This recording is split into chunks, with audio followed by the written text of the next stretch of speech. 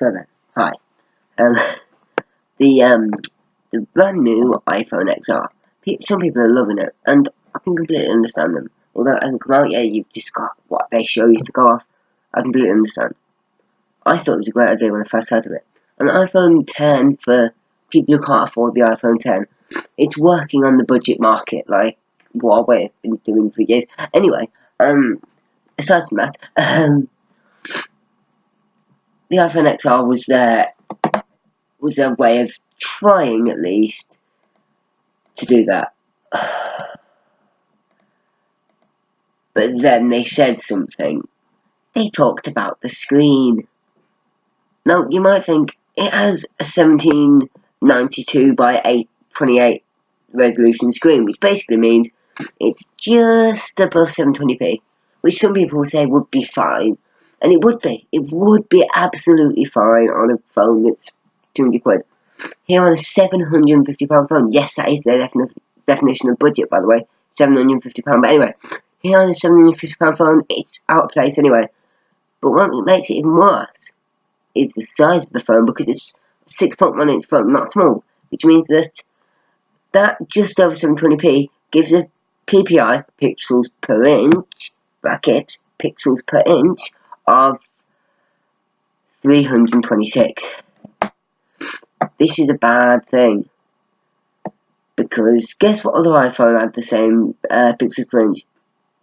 Not the 5S, not the 5, not the 4S, the 4. The iPhone 4, released in 24th of June 2010. Great idea, Apple. But I decided I need something else to go off this video, so I decided to go to the Android side of it, specifically Samsung. Now, keep the number in your head of 326 PPI of the iPhone XR.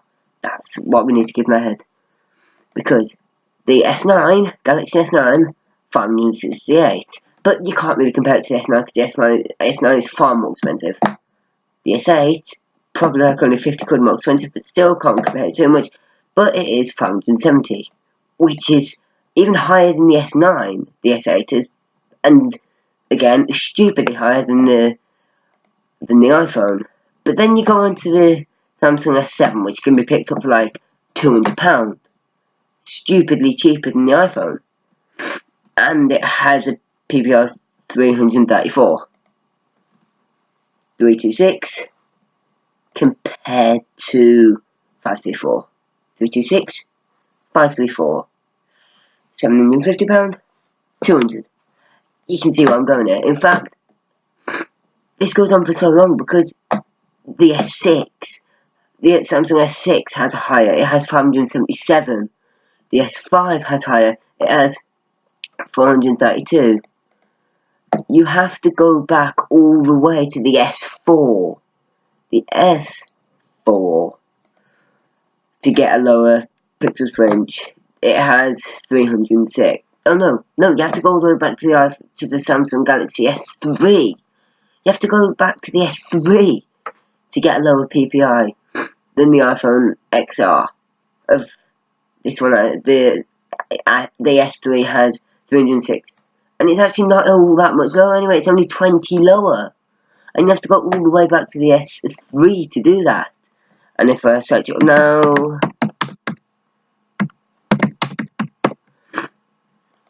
so sorry. Okay, what year do you think you have to go back in Samsung S life, to get a phone that is the same PPI as the iPhone XR? 2012. Genuinely, the Samsung Galaxy S3 was introduced on the 29th of May 2012. Now, just to finish up the video, you could be saying, well, I know it's got a lower PPI, but you can't just completely compare it to the S3, can you? Because the S3 won't have the same battery, won't have the same processor, won't have the same graphics, whatever, as the iPhone. And I completely agree with you. To be honest, I think that comparing it to the Samsung Galaxy S3 is a bit of an unfair comparison. But I'm just showing you how far back you have to go, just how low down that screen is. just putting into perspective for you. And also, you know what, you do get all the battery and processor and whatever on the same if not better than the iPhone. Any Samsung back to the S7, which, as I said before, can be picked up for about 200 quid. So they're practically the same phone, but Apple's has an Apple badge on, £750, with a notch on, and it comes in pretty colours. To name all of them now, actually. The pretty colours are blue, white, black, yellow, coral, and product red. So what's the differences then between the, let's choose the S7 for this, the Samsung Galaxy S7, £200 phone. Well, that's second hand off some websites, but even if you can find something that's selling it new, it's no more than 300. No more than 300, so let's go off that price, £300. Differences. Practically the same processor. I can't remember, I think the iPhone's like 0.001 gigahertz, and there's got more, and there's got like one core more to it. And actually, the core count, some people might not know this. Some people might think, oh, it's got double the amount of cores, that means it's double the power. No. Maybe nearly that if you're talking about computers, but if you're talking about phones, the amount of cores makes such a little difference. It's just if one of the cores goes wrong, there's something else to back it up. That's all it really is in a phone.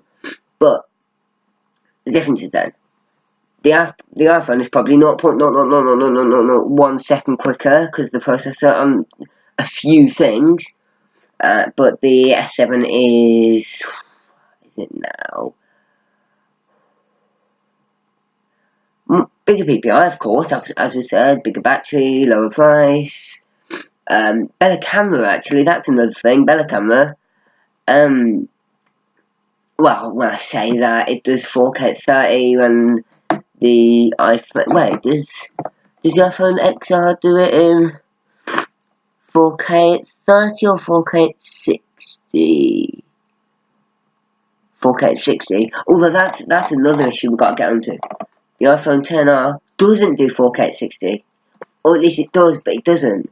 If you film it, film it, and then upload it straight to YouTube, Instagram, whatever, it will be technically capable to be viewed in 4K at 60 frames a second. But you can't view it on your phone, on the iPhone XR, at 4K. You can view it at 720p. And also, if you do any editing of that video on the phone, it will downscale it to 720p. So if you film, then edit, then upload, it will be uploaded in 720p. It's not hard to understand. But then the Samsung, although it only does it at 30 frames a second, because the screen is 4K as well, it means that you can edit it and then upload it will still be in 4K, and you can watch it in 4K. So then, what can you take away from this video? Is the iPhone XR worth it? No. Will people buy it? Of course. Is that to do with the pretty colours? Definitely. Goodbye.